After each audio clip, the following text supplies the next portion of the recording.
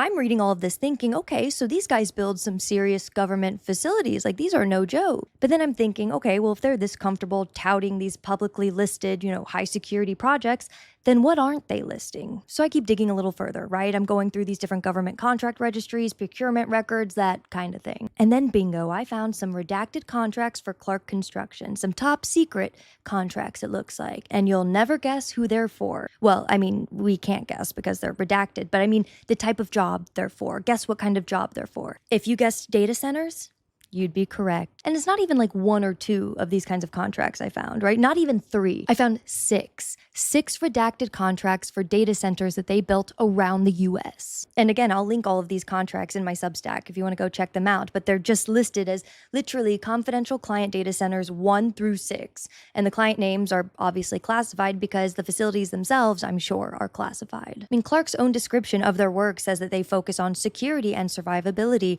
reliability and redundancy, and complex critical facilities. So the company whose specialty is building classified data centers for clients that they can't even name is building the ballroom. Okay, sure, Jan, sure. And here's where it gets even more interesting, because Clark Construction holds a NAVFAC contract, Naval Facilities Engineering Systems Command, with a $950 million ceiling. And the way these contracts work is admittedly very clever. So the total value of these contracts is public, but the individual task orders, like the actual work that's being done, that can be considered classified, which means they can hide the true value, cost, and scope of projects by funneling them through these pre-existing military construction contracts. So not only do they specialize in classified data centers, but they have a mechanism to hide what they're actually building. And then on December 4th, something pretty wild happened. Trump fired his ballroom architect.